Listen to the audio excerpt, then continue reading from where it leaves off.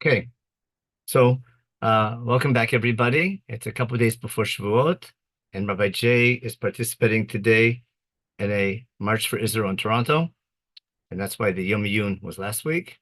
So I'm giving a share on Canadian Sefer Shmuel, but I can't hold back from teaching about Har Sinai because it's 3 days before Shavuot. So how do we do that? Well, it's real easy. We're ready to transition from Sefer Shmuel to Sefer Melachim. David was chosen over Shaul, which was a big topic in Sefer Shmuel. And the last thing David wanted to do was to build a house for God. We saw in Divrei how he got everything ready. And then first main thing the Shlomo does is builds a house for God. And so the idea of a house for God, building a mikdash, is definitely central to the theme of both Shmuel and Melachim. David's desire to build it, which is the background to why one of the indicators why he's chosen over Shaul. We'll see that in a minute. And then and why it's so important that Shlomo builds it. And the main thing is, what's the purpose of this mikdash? And to understand the purpose of the mikdash and its importance, we have to realize that the mikdash is basically a reliving Har Sinai. So if you don't understand the purpose of the Har Sinai experience, you can't understand the purpose of the mikdash, because in essence, the purpose of the mikdash is to recreate the Sinai experience from what happened in Sinai and continue it through Jewish history. Now, it's going to be important to us to understand Mamad Har Sinai, to understand the mikdash. And when the temple was destroyed and the rabbis of Yavna basically took the function of the mikdash and moved it to the synagogue, that was one of the big things they did in Yavna. And they did such a good job that we're surviving pretty well without a mikdash. So to understand the purpose of a Beit Knesset, it's necessary to understand the purpose of a mikdash. And to understand the purpose of mikdash, you have to understand Mamad Har Sinai, and I'm going to try and cover that today. That's really a course, but I'll try to do it all in an hour. We'll give it a try. Already? So I'm going to share I get a feeling that the source sheet wasn't up on the website yet, so I'm going to share it again in the chat for those who came in recently, and I got to figure out how to do this. No, that's not share I need to share a chat, okay? Chat. Okay, they keep on changing the menu on. Okay, let's do that again. The source sheet is here. Okay, so that should be set now. You can download it if you want. It's linked to my drive. And now I'm going to share my screen. It better be open. Let's see if that's there. Okay, here we are. So now we have to, I have to share my screen. And now we'll start our class. Share screen. We had a 4-minute introduction, and now we can get to work. Okay, class number 40, the centrality of the Mikdash in Nevim Rishonim and Chumash, in light of the purpose of the Mamad Har Sinai and Chumash. We just explained the title before, and as I said, it's right before Matan Torah, so we can pick a better topic for today. So I want to review one of the key differences that we talked about between Shaul and David, because it's not the main topic of Sefer Shmuel, but it's underlying topic, because bottom line, Shaul is unchosen, even though he was chosen, and David was chosen, and he was chosen forever. There must be something in the character of David that makes him chosen to be the eternal kingdom, or the model for an eternal kingdom, and something about Shaul that made him not fit for that. And one of the key themes is reflected in how they relate to the Mishkan and the Mikdash. And the best source for that will be in Sefer Divrei Yamim. Something's wrong with my screen, but I guess I'll make my whole screen bigger. Maybe that'll do it. Okay, that's better. That's it. And it goes like this. We're in chapter 13 in Divrei Yamim Aleph. David just became king, and he moved his capital to Yerushalayim. He captured the city, moved all of his men and all of his infrastructure to Jerusalem. And the first major act that David does as king, once his capital city is secured in Jerusalem, uniting the northern tribes with the southern with Yehuda, with Binyamin, basically Yerushalayim being located between the tribes of Leah's children and Rachel's children, on the border between Binyamin and Yehuda. So then, and we talked about last week about when and why Yerushalayim was chosen to be the place for Mikdash, because God answered David's prayer there, and therefore David decided that's a makom asher yibchar Hashem, a place that God answers prayer. And then the Shifnot Tirushu Bata Shama, We're going to go over those psukim one more time today. But listen to what David does. Vayvaetz David means David takes counsel with his leaders and the other leaders of the country. Im sarei halafim b'meot, that's all the national leaders, and everyone in charge. He basically has a council of all the leaders of Israel. V'yemer David l'chol kahal Yisrael. He makes the following proposal to the whole nation of Israel. Notice the word kahal. Sounds like hakel. Remember Kedoshim Tiyu, kol kahal adat Yisrael. Kahal was always a good description of the Jewish people. And Yom HaKahal, we'll see in Sefer Dvarim, is another name for the day of Matan Torah. Parsha Vayakel, they gathered the nation together to build the Mishkan. So that description of Am Yisrael, Kol Kahal Yisrael, is already indicating what direction we're going in. And he says, this project of building the temple can't be a private initiative of just the king. The people have to be involved, and the people have to be interested. So he says, Im alechem tov. If you think it's the right time, if you're interested in this initiative, and umin Hashem Elokeinu, if Hashem is with us, nifratza nishlacha lachenu, hanisharim b'chol artzot Yisrael. Let's send out, or nifratza is a really strange word. We'll return to it in a minute. Like parasta yama, the word nifrotz is that who is named after that verb? Peretz. Peretz. Why was he called Peretz? Because when he came, there was a little struggle between with his brother, and he sort of came out first. Remember what the mother said? Ma paratzta. And therefore, and he's the great-great-grandfather of King David. So it's interesting that in the birth of Yudah's son, who later becomes, the great-grandfather of King David, we have the word nifratza, and later we'll see Peretz Uzah, later in the chapter when things go bad. But the verb, and where do we have this verb in Chumash? Did we ever talk about that? Especially in relation to a temple. When Yaakov had his dream in Beit El, if I'm not mistaken, didn't God say, let me just make sure my memory's not hurting me. Let me share my screen, open up a Chumash real fast. That's why the chat's open. There we go. Let's share my screen and open up a little Chumash. One Chumash, and that's going to be Bereshit chapter 26. And let's hope I got it right. Unless someone found it before me. Okay, Bible, Bereshit chapter 26. Yaakov's dream, chapter 28, my mistake. Chapter 28, verse 10. Yaakov has his dream. Remember the word makom? I think we did this one of the recent shiurim. But makom, the word makom is central to Yaakov's dream, and we had it by Abram in the same makom HaMizbech, where he calls that in God's name in Beit El. And he has a dream. He sees angels going up and down. And what's God say? I'm going to be with you. And I'm the place you're going to build. You're in a land that you're going to get, even though you're leaving. And then, Vayazarcha kafar haaretz. Afar goes back to creation. Afar min adama. Ufaratzta, that's the big word. Yama v'kedma son of v'negma. You're going to burst out in all four directions, and you'll bring blessing to all the nations of the land. That idea that we'll connect in one place between heaven and earth, that'll be the Mikdash, Yerushalayim, and from there we emanate in all four directions. And even though you're leaving, I'll be with you and I'll bring you back. When Yaakov wakes up, he says, this is a place to build a house for God. And he makes his famous resolution that if indeed God takes care of him and he comes back with a family and in peace, etc., then he'll be able to build his house for God. And he marks the spot with his matzeva, puts oil on it, and he promises to fund it and work there. And that's the famous story of Yaakov wanting to build a Mikdash. And ultimately, it's David who's going to fulfill that neder, because Yaakov can't, because what happens with his kids, and it takes hundreds of years until we finally get to, I think we talked about that, the background to Vavarech David. So that's why the Divrei Yamim using the verb, and David using that, say, nifratza, v'nishlacha, it's a strange word, but when you understand the context, it makes perfect sense why the Navi uses that.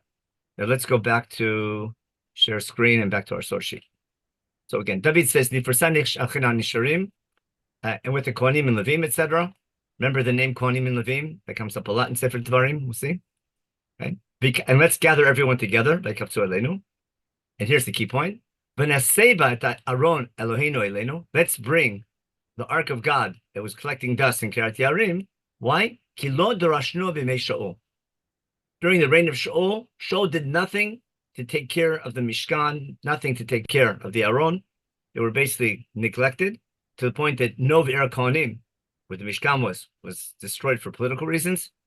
Shaul did nothing to take care of the Aron and Kiryat Yarim. And the first thing David does is he builds his capital city in Jerusalem, brings the Aron to Jerusalem, and then wants to build a house for God. Okay? And what does the Kahal answer? Say the word Kahal again. It's okay to do it. Why? Ki yashar hadavar b'nei kol ha'am. See that idea? Remember, Hayashar b'nei Hashem. This is Yashar. But we have to do Hayashar b'nei Hashem. That's also from Devarim. And also in Shemot. And now the people are doing building the Mikdash is Yashar b'nei ha'am. And indeed, Vayakel David and Kol Yisrael min hashachor mitzrayim levo Hamat, widest borders, to bring the Aron from Kiryat Yarim to Yerushalayim, and David brings it up from Kiryat Yarim, and not here. Remember, God is called here the Aron, where God's sitting on the Kruvim. In other words, God's Shekhinah rests between the Kruvim, where God's going to speak. Remember in Chumash, God speaks between the two Kruvim. The communication between God and His people, figuratively, is between the Kruvim. Asher Nikra Shem. Let's go back to Dvarim HaMakom Asher Yichar Shem L'Shakein Shmo Sham, the idea of God's name. They bring the Aron, and then we have the tragedy of Peretz Uzzah, but that's not our topic for today. But they're all dancing. It's like Bich Hachnasa Sefer Torah. What went wrong? A topic which we're not going to go into now. So that's why David, as he said, different than Shaul, because he puts building this one central place at the center of his kingdom. Now, let's review again what we did last week about the psukim from Sefer Devarim, which we discussed. Just to review them, it says, when you come to the land and conquer it, don't destroy all the places of idol worship. Don't replace those places of idol worship with places of God. Instead, don't serve your God in all the high places, etc. Instead, go to one place. Ki ima lamakom, and that was the big phrase. Hamakom asher yivchar Hashem b'kol shivtechem l'asum et shmo sham. The place that God will name, and its purpose is to make God's reputation great. And how do we find it? God will choose a place, again, to answer prayer, and we have to search for the place, and we'll find it. And that was the story we did last week or 2 weeks ago with David. And there we're going to bring all of our sacrifices, and your firstborn animals. And we're going to eat there and rejoice there in front of God. Basically, it's a place of rejoicing. Now, which korbanot here are missing? We have olot and shlamim. What korbanot are not mentioned here? The chatos and the yasham. That's right. Ever wonder why? I mean, you could say we don't want to bring up bad topics, but not every chatat is a bad korban. But why dafka olot and svachim? Hopefully we'll return to it soon. Now, I want to begin with now that we have that background and review, I want to review the famous Ramban in the beginning of Parshat Truma, where he comes to explain why the first topic, when Moshe goes up to Har Sinai for the first 40 days, why is the first and basically only topic in Sefer Shemot is the commandment to build the Mishkan and then actually building the Mishkan after they solve the problem of Chet HaEgel. So what Ramban is talking about, after we have Mamad Har Sinai. Mamad Har Sinai is Parshat Yitro and Mishpatim, chapters 19 through 24. Chapter 24 is over. We have a ceremony. We all say Nasa B'Nishma. We bring Olot and Shlamim, if you remember. Moshe goes up for the first 40 days to get Luchot HaEvan, the symbol of the covenant, and the Torah and the Mitzvah, which we'll have time maybe to talk about soon. And then what happens? He's there for 40 days and 40 nights. And the next parsha in Chumash is going to be the Mishkan. Remember, from chapter 25 through 31, we just have the Mishkan, and that's it. So why is that the first and basically only topic in Sefer Shemot? So Ramban's going to explain how important the Mishkan is, and if that's what the Mishkan is about, the Mikdash keeps the same importance, because the main difference between Mishkan and Mikdash is portable. because we're on the desert and we're on the move and we have to go and conquer Israel. So ultimately, we need a permanent place, a permanent mikdash. But until we're ready to build a permanent mikdash, we have the portable mikdash, the Mishkan. The Mishkan and mikdash is the same idea. The main difference is its portability. And therefore, mikdash has walls made out of stone, and the Mishkan has mechitzot, partitions made out of canvas. Okay. Now, so he says as follows: Ramban beautifully ties all of Sefer Shemot together. Watch what he does. Kasher diber Hashem im Yisrael panim b'fanim aseret dibrot. First, we entered a covenant with God, and he stated what we call what you call the 10 Commandments, what Chumash calls the 10 statements, the contract between God and his people. We'll return to that idea soon. In other words, they heard the 10 Commandments directly from God, panim b'fanim, and then they heard and they got scared, and then they got a small sampling of commandments. That's Parshat Mishpatim, isn't it? That's exactly Parshat Mishpatim, the 3 chapters of laws, chapters 21 through 23. Not all the Torah, but we have a sampling. We have laws about basically laws of Nezikin and laws about little Choshemish, but a little Yoredea. But that's the unit of law in Parshat Mishpatim. And these are Shehem Kmo Avot L'Mitzvoter Shel Torah. They're like principles for the laws of the Torah. Now, anyone can tell me why is Ramban using the word Avot? Avot here means principles. If you know the laws in Parshat Mishpatim, remember, it starts after Eved Ivri. It starts with basically assault and damages. Basically, what we have in Masechet Nezikin, Shomrim, and basically, if you steal something, paying double or 4 or 5 times and things like that. All the laws we find in Masechet Nezikin. Why is he calling these laws Avot? Anyone want to give a nice simple answer? Isn't there a place where he himself writes that it's impossible to legislate every single detail? That he writes in Sefer Dvarim on Vasiti Ashar B'nei Hashem, and he quotes psukim from Kedoshim to you. But Ramban, besides his commentary on Chumash, also was a great Talmudist. Anyone who learned Talmud, the Ramban, his commentary on Talmud is even greater than his commentary on Chumash, I think. But how does Masechet Nezikin begin? Remember Masechet Nezikin? The first Mishnah is Bava Kama. What's the first Mishnah of Bava Kama? Arba Avot Nezikin. See, understand how on the mark the Ramban is? So he's using the word here, Avot, because he's referring to laws on Parshat Mishpatim. And these are principles that the rabbis derive.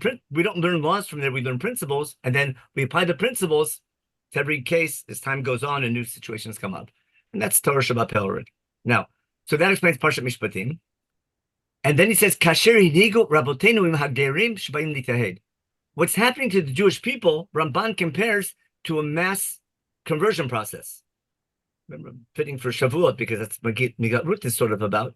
But he says, Am Yisrael is a nation because we came out of slavery. We weren't Jewish yet. We didn't have our Jewish heritage yet. We only had a tradition about being chosen one day, becoming a nation. But our culture was Egyptian up until then. And now we have to turn Am Yisrael around and make them a nation representing God.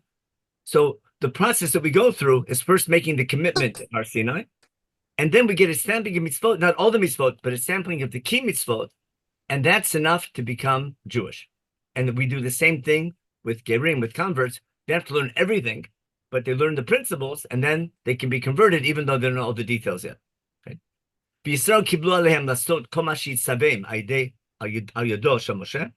Am Yisrael agreed to keep these laws and anything else that God Moshe would teach them. Okay? And then V'karati mem brit al kozeh. That's chapter 24. That's Brit Nasa V'nishma. Remember, Ramban's keeping Chumash in order. And then he says this big statement, U'mi'atai hinei hem lo la'am v'hu yel Elohim. Where's that coming from? Remember the 4 cups in the beginning of Parshat Va'era? Remember this phrase, Hinei hem lo la'am v'hu yel Elohim? We'll go back to the Brit Sinai in a minute, but just I'll show in Chumash real fast. You know these psukim by heart. But if I go back to Parshat Va'era in Shemot, Bible Shemot, chapter 6. God tells Moshe, go tell Am Yisrael the following, Ani Hashem, I'm your God. The first 3 will be called the Shonot of Gula, which we drink to at the Seder, is Votzeti etchem, Vitzalti etchem, Begalti etchem, That's fulfilling Brit Ben Abtarim and coming out of Egypt. Then v'lakachti etchem li la'am v'aiti lechem la'Elohim. That's what Ramban's referring to. That has to be Har Sinai and the commitment we make at Har Sinai and the covenant we make. And then we'll know Ani Hashem Elokechem, who took you out of your suffering from Egypt. That's the first line of the Ten Commandments, isn't it? Onochi Hashem Elokecha asher titicha me'eretz Mitzrayim mi-beit avadim. Beit avadim here is mitachat tzibot Mitzrayim. That's where you were trained. And then after you make that commitment, then I'll bring you to the land so you can set up the nation by Beit Hamel Aretz, which I lifted up to give to your ancestors, Avraham, Yitzchak, and Yaakov, and you're going to come and inherit it and possess it as a Yerusha. Moshe tells them, remember, they don't accept it yet, they're not ready for it yet, but now we're finally ready. Understand? So clearly that's what Ramban's referring to. This phrase here, a phrase that repeats itself all through Chumash, Parshat B'chukah, we had it in the, if we keep his mitzvot, we have it in Parshat Nitzavim, we have it all through Nevi'im, especially in Yirmiyahu. Now, going back to our source sheet now, back to the Ramban, what's the Ramban say? Now that we accepted the covenant, even though we didn't get the entire Torah yet, we didn't get all 613 yet, we understood the principles, we made that commitment, and therefore we're his nation and he's our God. Him lo la'am v'hi Elohim. Just like he made the condition in the beginning, and that's Brit Sinai. That goes back in chapter, and let's just show you where that's coming from. But he's going to quote, stop this share and go back to our Chumash. Should have just done it right away. In chapter 19, which we're going to reach for this morning, he's referring to this. Chapter 19, here we go. Am Yisrael in the third month come to Har Sinai. Moshe goes up to God. God tells him, make the following proposition to the nation of Israel, the house of Yaakov. Kotamar lebeit Yaakov. Look what I did for you. I brought you here. Remember? On Kafei Nesharim Airlines, and now you're at Har Sinai, and now let's make a deal. And now, im shemoa tishmu b'koli u'shmartem et briti, are you willing to accept my covenant, to be my covenantal partner, to accept Brit Sinai, and obey me? That will make you my skula. You'll be my cherished, you'll be my chosen nation, my treasured nation, even though I'm the God of all the other nations. And then, if you accept that, then you'll be for me a mamlechet kohanim v'goy kadosh, a priestly nation, a nation representing God, a nation separated from the other nations for the purpose of serving God, to be a light to those nations. And that's the proposition we make. And then we're going to accept that. And then we have the whole ceremony that we get leads to the contract in chapter 20. So that's what the Ramban is explaining, basically what's happening in Sefer Shmot and how the main topic of Sefer Shmot is the covenant between God and his people. He's saying, he's quoting what we just read in chapter 19, okay? And now that they accepted that responsibility, hinehim kedoshim, right? They're separated to serve God. And now because we're in the service of God, we need our clubhouse, right? We need a place. Ru'in she'elem mikdash lashrot shchinato benhem. Now we're ready and we need a mikdash as a reminder, as a symbol of our connection to God. Building the mikdash doesn't create the relationship. The mikdash reflects the relationship. It's not the sibah for the shekhinah, it's a siman of shekhinah. You understand the difference? It's not if I build a temple, God's shekhinah will be there. It's that if God's shekhinah is with us because we're raving properly, then we're worthy of building a temple. So the mikdash doesn't bring the shekhinah. We have to be worthy of the shekhinah, and then we can build the mikdash. L'chein, and therefore, sibat tchila dvar hamishkan, because the mishkan is the symbol of God's presence being with us and our covenantal partnership between God and his people. Now we're worthy of having a Mishkan. And that's why the first commandment, God tells Moshe on Har Sinai, is to build a Mishkan. A house representing, dedicated, not to feeding God, but for God's reputation. Right? We call party headquarters. From the Mishkan, God will continue communicating, and the rest of the Torah, I'm saying, will be from the Mishkan, because the Mishkan is replacing Har Sinai. Now, and then I'll conclude with this. Why is the Aron the first commandment? It's first, Vasu Aron, etc. Because the Aron is a place where God's dibur, God's communication with Am Yisrael will continue, as it says after the commandment to build the Aron. I'm going to meet you there. I'll speak to you from the kapor between the kruvim, everything I'm commanding the Jewish people. And therefore, the Aron comes first and the Kaporet, because the Kaporet is the most. And then after that, after the Aron, we have the Shulchan and Menorah. And then, and they explain what the Mishkan is about. And now his big line, because he's a Kabbalist. V'sod HaMishkan. And we did this, everything just to get this line.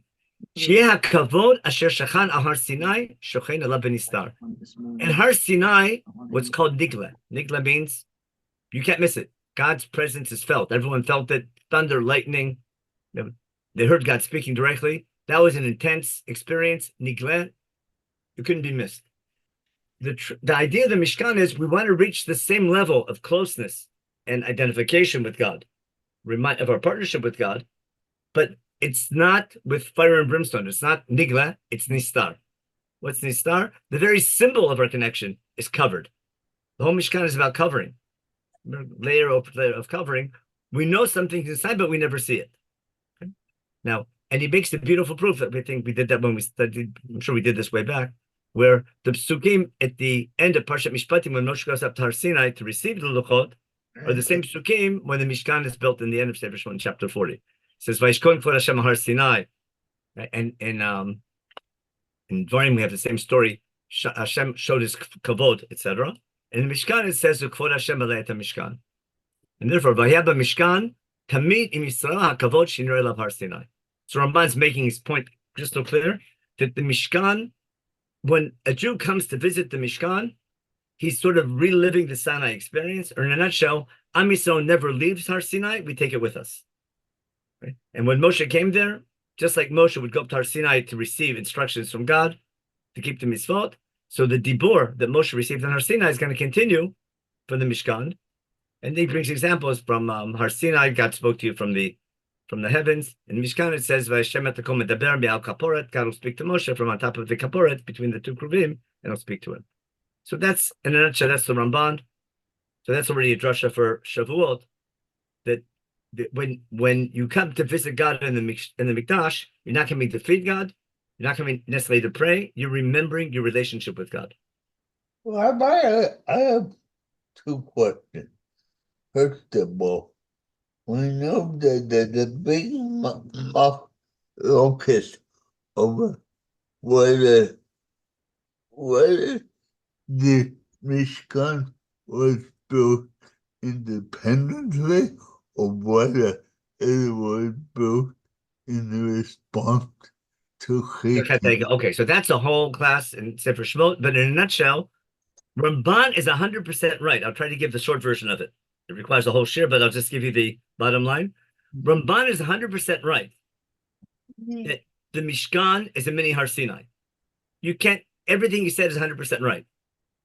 But Chazal, quoted by Rashi, claim that the Mishkan that we're building, it was only commanded after the sin of the golden calf, because when you study the Mishkan is also a kosher egel. I think we discussed that way back one time. Because there are so many parallels between a symbol of God leading us into battle. Aaron made an egel, now we're going to have a better symbol of God that's going to lead us in war. But the symbol of God would be our connection, our keeping the mitzvot, and not a symbol of power, but rather a symbol of keeping his Torah and representing God by our behavior and being a model nation. And that's just a God of power and might.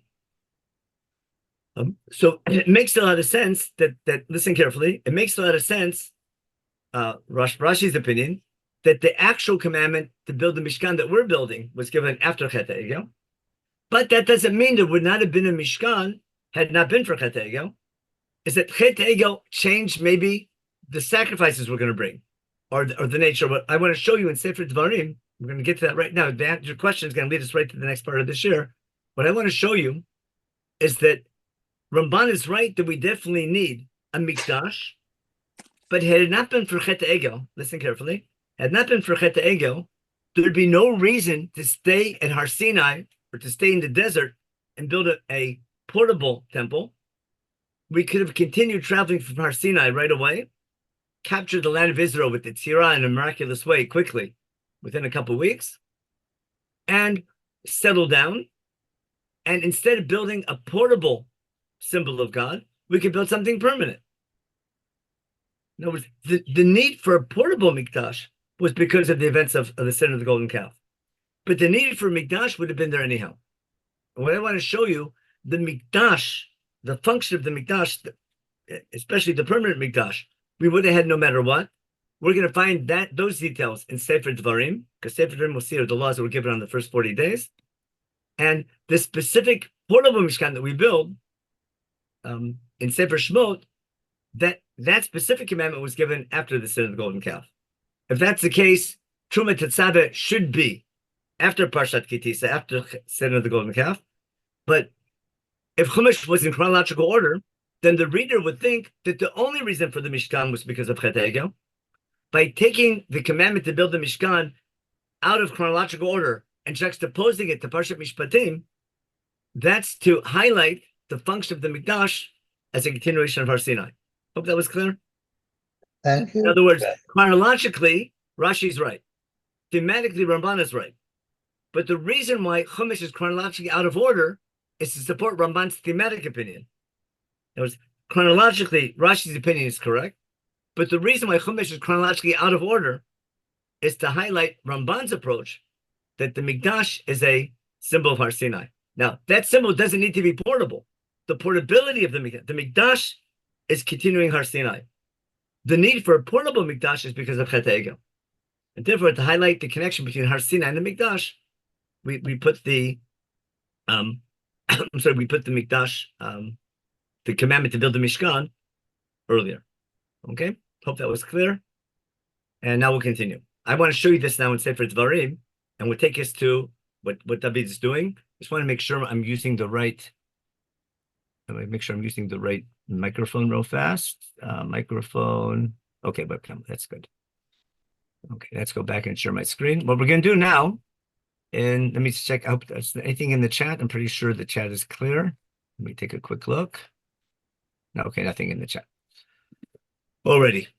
Let's continue with what I want to do now is understand why David is doing everything that Sefer Dvarim is talking about, and why, when you understand Sefer Dvarim properly, we'll get a much better idea. I opened up the wrong file again.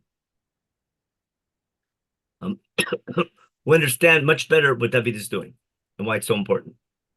Okay, so let's go back to our source sheet, Roman numeral 4, okay? This theme of a place of national gathering, David wants to fulfill the commandment from Sefer Dvarim, as HaMakom Asher Yivchar Hashem L'Shaken Shmo Sham. Why is that mitzvah so central, and how does it relate to establishing a kingdom? So, sorry, to appreciate why, we have to do and review what Sefer Dvarim was about. Now, I'm sure we've done this 1,000 times in different times, but just to make sure you remember, Sefer Dvarim is not a review of the first 4 books. That should be crystal clear, even though everyone says it is. It simply isn't, because it isn't. Because maybe 10% of the first 4 books is in Sefer Dvarim, and what is usually is told a bit differently. And 90% of Sefer Dvarim we never saw before. So Sefer Dvarim is a review of laws. It's a Mishneh Torah, but it's a set of laws that needs constant review. It's not a review of the first 4 books. It's a set of laws that Moshe received on the first 40 days on Har Sinai. These laws are the most important laws of Chumash. They came with the 10 Commandments, and they're the main book of Chumash. That's why they're called the Torah. So Torah Shasam Moshe is referring to the laws of Sefer Dvarim that Moshe receives on the first 40 days. How do we know that? Moshe says so in Sefer Dvarim. It says black and white. It's as simple as could be. I want to show you that now. And what I want to show you is that if I want to understand where do I find the main set of laws that will facilitate Am Yisrael fulfilling the goal of Har Sinai to be a nation representing God, not individuals representing God. Laws of day-to-day life, how you run your marketplace, how you run your judicial system, that's Parshat Mishpatim, etc.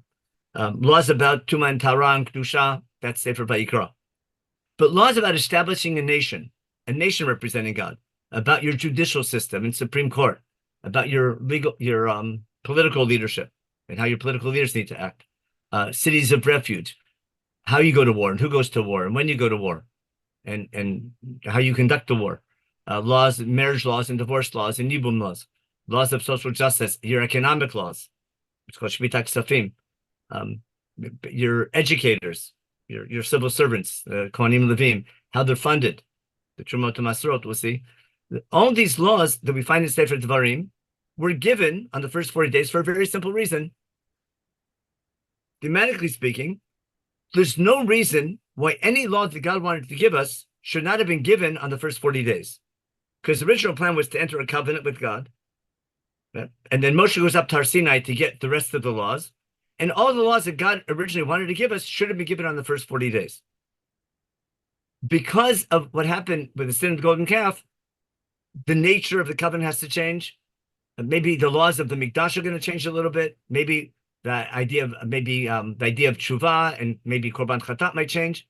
There might be new laws because of those events, but the core laws of becoming a nation representing God, those should have all been given on the first 40 days, and they were. That set of laws is so important to get their own book, and that's a set of laws that needs constant repetition. Moshe taught it to the people numerous times, over and over again in the first year, in the first 2 years, and then, but then after the sin of the spies, it's not relevant. And now that the new generation is ready to go in, he has to teach it one last time, and that's Sefer Devarim in a nutshell. And everything I told you is written black and white in Sefer Devarim. Now, what I want to show you is these laws of Devarim, they're so important. Remember, they're not a review of the first 4 books. It's the main set of laws that are going to build us as a nation representing God. And they need constant repetition, hence they're called Mishneh Torah. The Mikdash is central to that law code, because from a practical point of view, without media and without communication and without printing presses and without cell phones, etc., how are we going to make sure that all 12 tribes remain the same religion? We need one central place of authority that's visited constantly by the entire nation.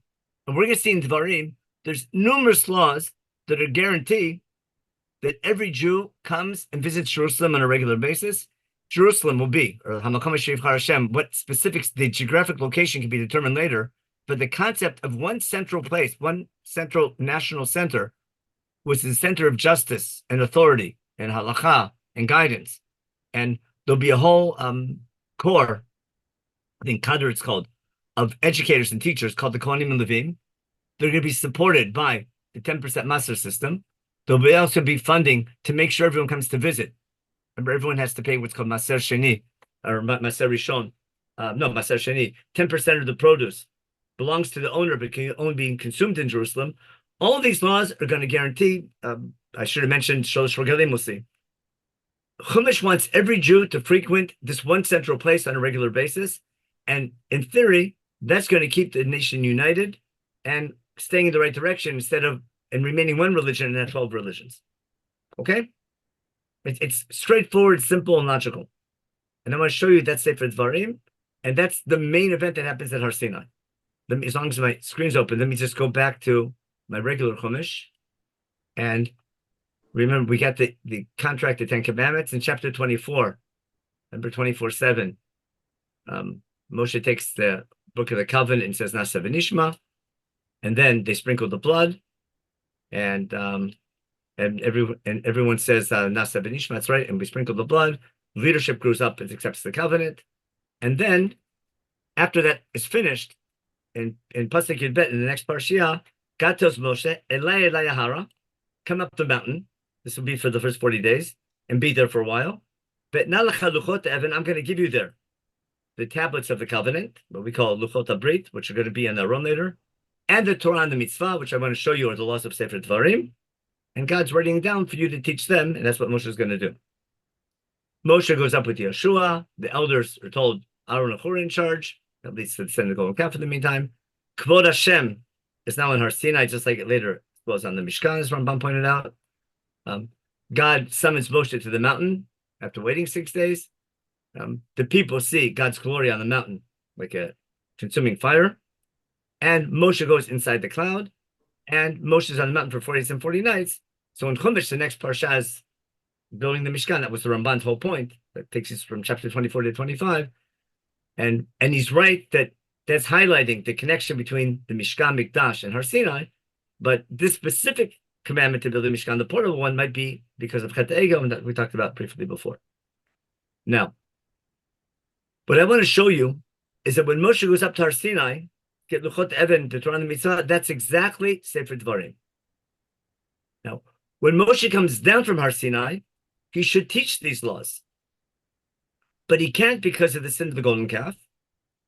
Because of the sin of the golden calf, the focus of Sefer Shemot moves to renegotiating the covenant, and God has to be more forgiving.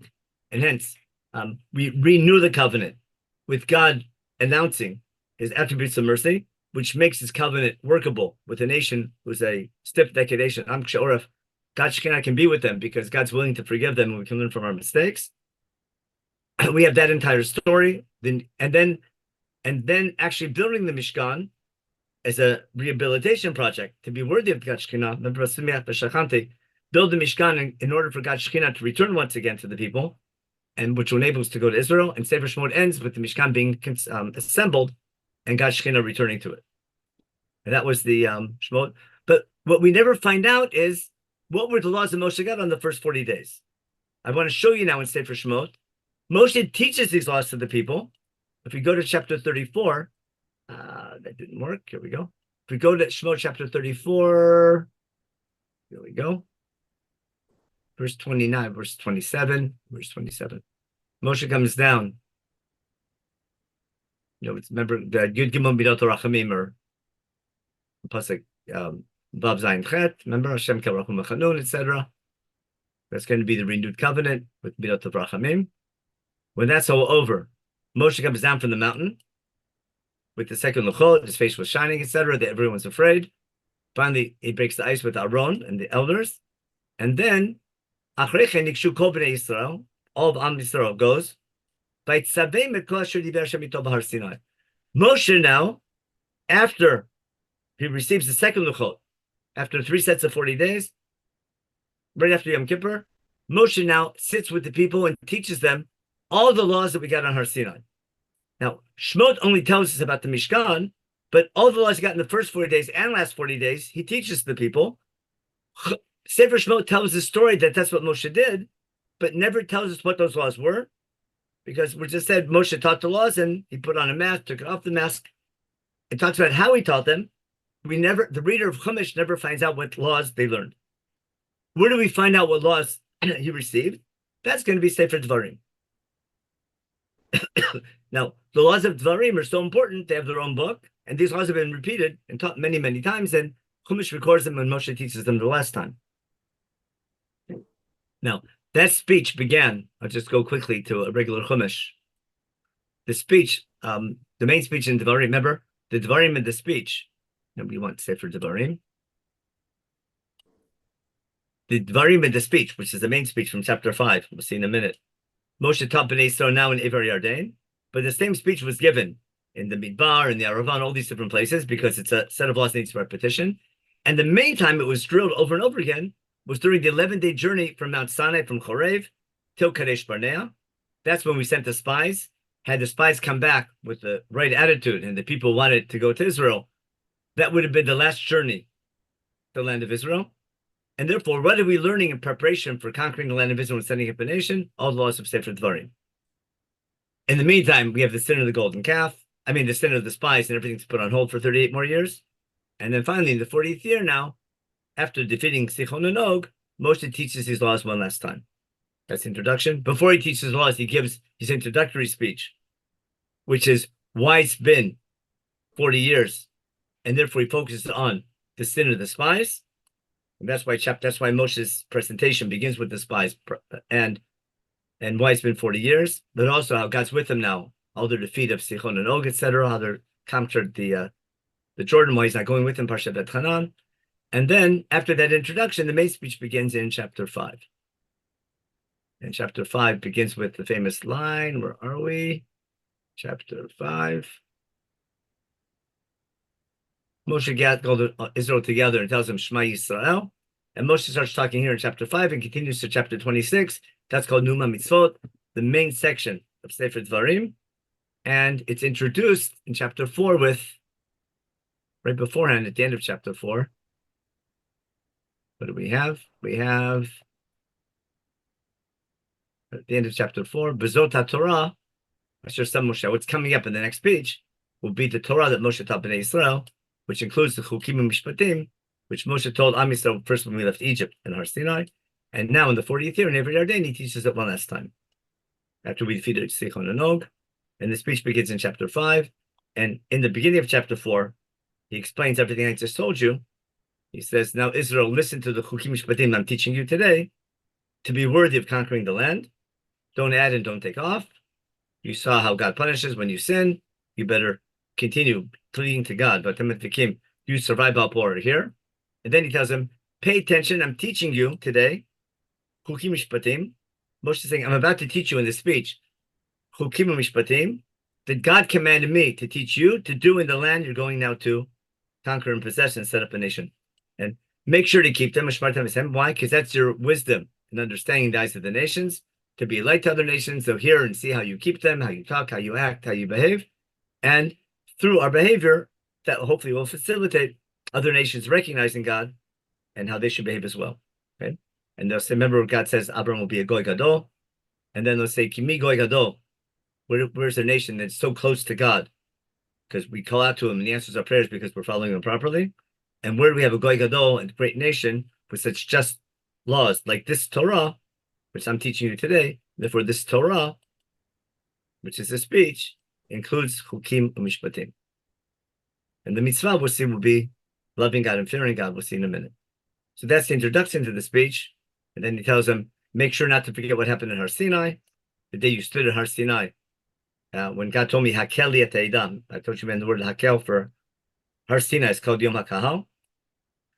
We said that by David. I'll tell them my word that, and the goal is not just learning the laws, but learning to fear God all the days and teaching that fear to the children. You stood at Har Sinai, your ancestors, in the fire, and God talked to you from the fire, and then you all got scared. And then at Har Sinai, God told you his covenant, which he commanded you, Aser Tadvarim. That's why they're called Brit. Remember? Luchot HaBrit, because they're the covenant between God and his people.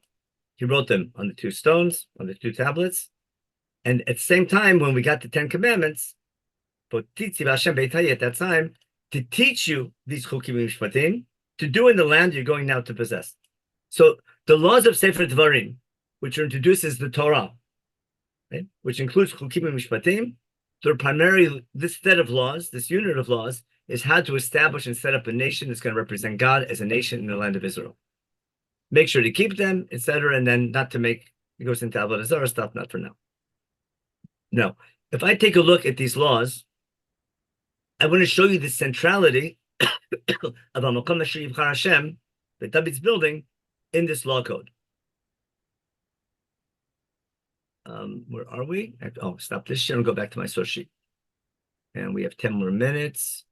I don't think my throat's going to last much longer, so it'll be perfect timing. Where are we? I messed up again. Okay, share screen. I didn't share screen. Share screen. Here we are. And okay. So we just reviewed all this. Moshe goes up to get these laws. We just did all this, what we just reviewed. And it's all based on the covenant we made in Har Sinai that we saw. Are you willing to be my covenantal partner? And you'll be a Mamlechet Kohen B'Goy Kadosh. Now, if you look at the outline of Sefer Dvarim, it's real simple.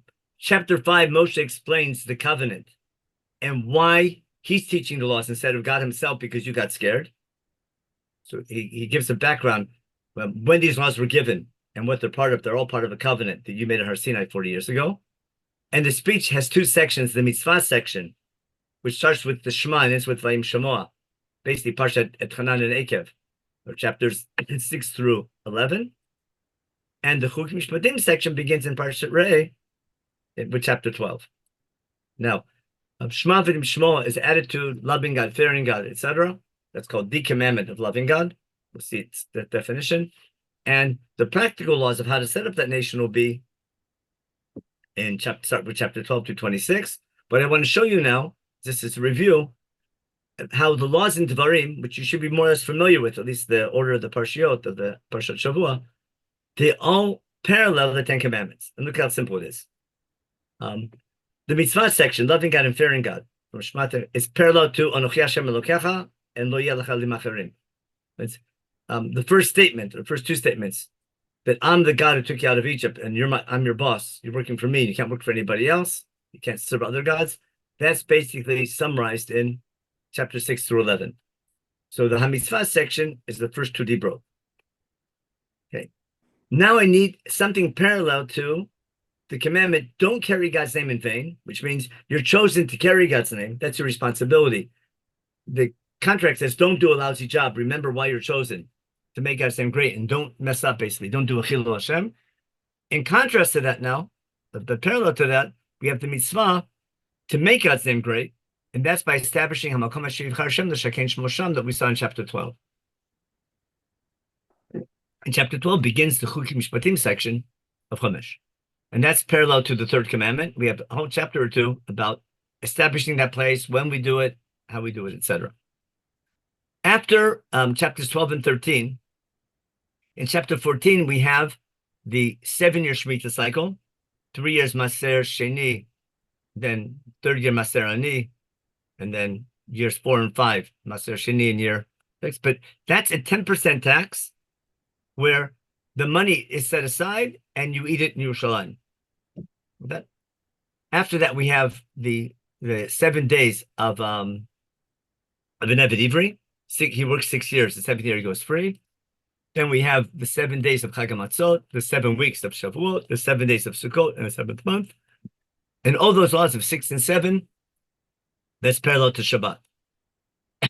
Then we have Shoftim v'Shotrim, the judges and all the thing, and then the Kipelim Chadal Mishpat and the Supreme Court, B'makom Asher Yivchar Hashem. If we have time, we'll take a look. But I'm sure you know those Psukim. They're in the first Aliyah in Parshat Shoftim. And that's parallel to honoring parents. Because we have not just the Shoftim, not just the judicial system, we also have the king, and we have the Kohanim and Levim, the teachers and educators. We have the Navi Sheker as opposed to the Navi Emet. And that's parallel, that leadership is parallel to honoring your parents in the Ten Commandments. After that, we have setting up Arei Miklat in chapter 19, which will prevent murder. So and then laws about going to war and how you go to war, when you go to war, etc. That's parallel to Lo Tirzach. And then we go from Lo Tinaf with Eshet Yefator, and later laws of marriage and divorce and things like that.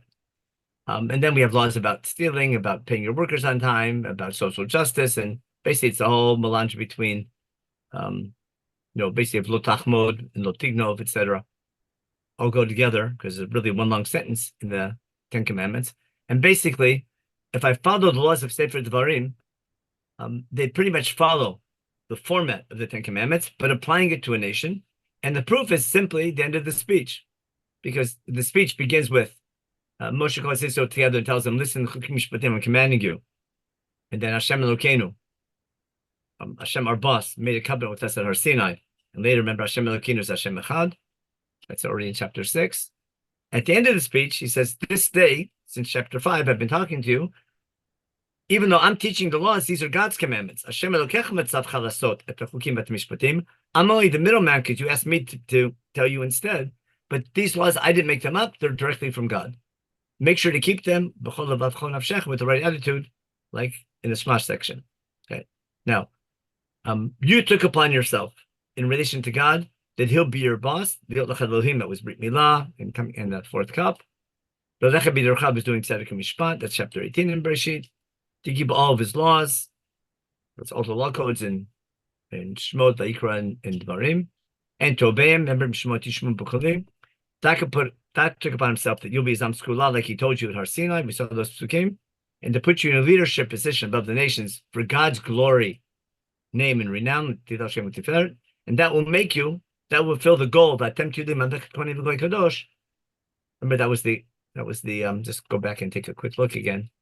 Remember at Har Sinai, we'll be a skula and we'll be from a Mamlechet Kohanim Kadosh. So if we keep all the laws of Sefer Dvarim, that will facilitate our becoming a Am Kadosh as He told us at Har Sinai. And the purpose of this whole relationship is for God's reputation, glory, and praise, so that other nations see how we behave in our relationship with God, and that can sanctify God and hopefully lead other nations to good behavior as well. So, in light of that, David's desire, and let's get to my key point because my time is up. David's desire to build a house for God and basically to fill the laws of Sefer Dvarim is not just another mitzvah. It's David's focus is to make sure the nation, as a nation, is going to fulfill its biblical goal to be a light to other nations. Now, first, you have to have secure borders. You have to defeat your enemies. You have to be established. You have to build a just society. But David is the first Jewish leader since we captured land in the time of Yeshua to put it all together. He had a difficult time, but what makes David Mashiach, what makes David the ideal model for leadership, is because he's fulfilling the biblical goal of how to become a nation in the service of God. And once other nations look up to you, once you're a superpower in the Middle East, and you act properly, you have a strong army and you have a strong economy, but you use your strength to do good, to do justice and righteousness, and you become the model for good behavior, and other nations come and visit and are impressed. David is going in that direction. The symbol of that movement will be his desire to become Hashem, but it's so important, it's got to be done perfectly. And one little mistake on the way, remember that was the story of Peretz Uzzah and events like that. So that's what I want to share with you today. It was to share basically about Mamad Har Sinai, but just to review, Mamad Har Sinai is our commitment to be a nation in the service of God. And together with the contract, the Ten Commandments, comes a set of laws which tells us how to establish that nation, that'll be God's nation forever. And the laws of Devarim were given to Moshe on Har Sinai in the first 40 days. Now, when Moshe teaches the laws, he adds some review, he adds some explanation. He throws in a lot of mussar. Remember what happened to Miriam. Remember what happened with Chet Egel. Remember what happened in all these different places. But the laws themselves are 40 years old. The mussar, the rebuke he gives, is new. But it's important to note that these laws, and that explains why there's no Mishkan in Sefer Devarim, because the laws of Sefer Devarim, had we not sinned with Chet Egel, we would not have needed a Mishkan. We could have built a permanent Mikdash. Would we have needed a Korban Chatat? Yeah, you could argue. But that we don't know because we don't have. But the laws in Devarim are kept in the original form, even though the actual halacha might change afterwards. But the laws of Devarim, and they're taught and they're repeated and they're read at Hakel every 7 years. That's the main book that builds principles of how we serve God as a nation. So I'll end here. And if anyone has any questions, I didn't see much in the chat. Either means no one. I think I would say, I love the Ramban, what you say about the Ramban talking about the mitzvah, which I'd never noticed that before.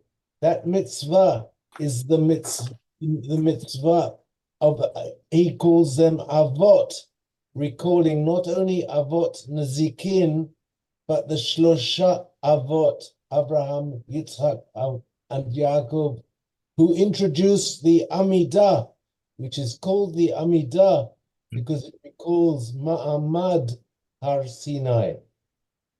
Because we're obeyed, that's Abiyah, because we're standing in front of God in his service, like a servant in front of his, working for his master. I